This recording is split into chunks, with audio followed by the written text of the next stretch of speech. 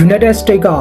Greenland ကိုဘာလို့စစ်ရေးအရအရေးပါတဲ့နေရာတစ်ခုဖြစ်လိုချင်နေရတာပါလဲတကယ်တော့ဒီရေခဲပြင်လွင်ပြင်ကြီးကအင်အားကြီးနိုင်ငံတွေကြားကအတူဆုံးဒုံးကျည်လမ်းကြောင်းပေါ်မှာတက်တက်ကြီးရှိနေလို့ပါပဲ Greenland ကိုပိုင်ဆိုင်တဲ့သူဟာဒီကမ္ဘာချမ်းတစ်ခုလုံးကိုထိန်းချုပ်နိုင်မှာဖြစ်ပါတယ် White House ရဲ့အစီရင်ခံစာအရရုရှားနဲ့တရုတ်သင်္ဘောတွေဟာဒီ area ထဲမှာအုံနဲ့ကျင်းနဲ့ရောက်ရှိနေကြပြီးရုရှားကစစ်အေးခေတ်တိုက်ပွဲခေတ်ကအခြေစိုက်စခန်းတွေကိုပြန်လည်အသက်သွင်းနေပါတယ်။ အမေရိကန်ရဲ့ရေဒါတွေကိုစမ်းသပ်နေတဲ့နျူကလ িয়ার တင်ဆောင်နိုင်တဲ့ဘုံကျဲလေယာဉ်တွေကနေဆိုင်လို့ကမ္ဘာအင်တာနက်ကိုအားပေးနေတဲ့ပင်လယ်ရေအောက်ကေဘယ်ကျိုးတွေကိုဖြတ်တောက်ဖို့ပြင်ဆင်နေတဲ့ရုရှားရေငုတ်သင်္ဘောတွေအထိဒီချင်းချောက်မှုကတိတ်ဆိတ်ပေမဲ့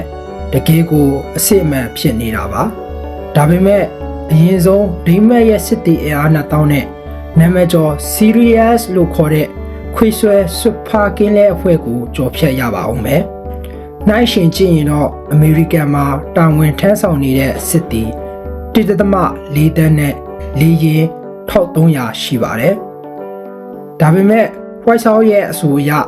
အချိန်ကမရှိတော့ပါဘူး။တရုတ်ကအမေရိကန်ရဲ့ကာကွယ်ရေးစနစ်တွေကိုကြော်ဖြတ်ဖို့ပိုလာစစ်ရုကိုမြေပုံဆွဲနေပြီဖြစ်ပါတယ်။ အမေရိကန်စစ်တပ်က Greenland ကိုဘယ်လိုသိမ်းပိုက်မလဲဆိုတဲ့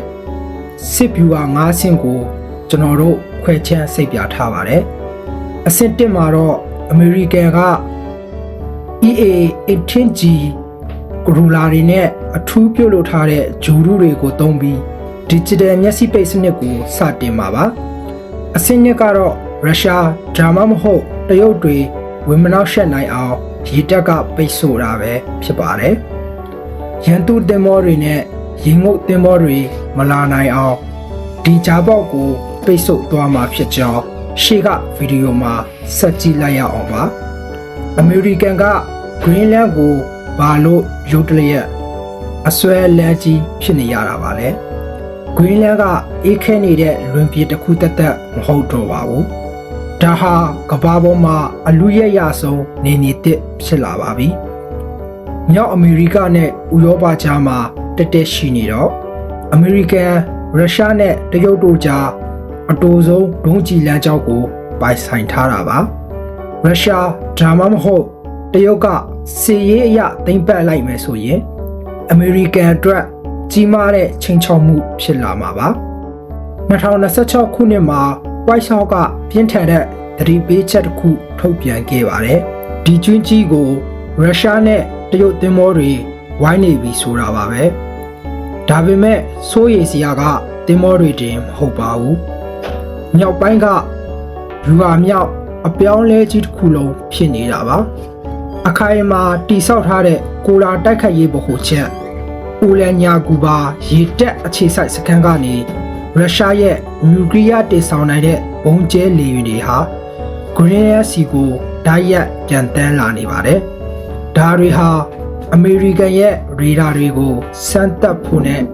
အမေရိကန်တပ်ဖွဲ့တွေကိုအမြဲတမ်းခုခံစစ်အနေအထားမှာရှိနေအောင်ဖိအားပေးဖို့ရည်ရွယ်ချက်ရှိလှုပ်ဆောင်နေတာဖြစ်ပါတယ်။ရေခဲပြင်တွေရဲ့တစ်ဖက်မှာတော့ရုရှားကဆိုဗီယက်ခေတ်ကအခြေစိုက်စခန်း90ကျော်ကိုပြန်လည်အသက်သွင်းပြီးတန်ကလကာအသစ်တစ်ခုကိုတည်ဆောက်လိုက်ပါတယ်။ S-400 ဒုံးကျည်တွေနဲ့ electronic နှောက်ယှက်ရေးစက်တွေတပ်ဆင်ထားတဲ့ဒီစခန်းတွေဟာပဋိပက္ခဖြစ်လာရင်အမေရိကန်ရဲ့အာရုံခံကိရိယာတွေကို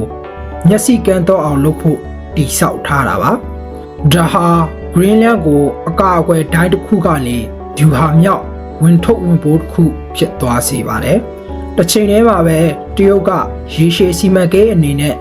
ကမ္ဘာနည်းပညာကိုထိန်းချုပ်နိုင်ဖို့ Greenland ရဲ့ကြီးမားတဲ့မြေရှားဒရက်စင်တွေကိုမျက်စိကျနေပါတယ်။အေးခဲနေတဲ့လှိုင်းလုံးတွေအောက်မှာတော့ချင်းချောင်းမှုကတိတ်ဆိတ်နေပါတယ်။ရုရှားသင်္ဘောတွေဟာကျွန်းရဲ့ရေအောက်ဒေတာကေဘယ်ကျိုးတွေကိုအသေးစိတ်မြေပုံဆွဲနေပြီးမြောက်အမေရိကနဲ့ဥရောပကြားကအရေးပါတဲ့ဆက်သွယ်ရေးကိုလိုအပ်တဲ့အချိန်မှာဖြတ်တောက်နိုင်မဲ့ K-Street တစ်ခုကိုပြင်ဆင်နေကြတာပါ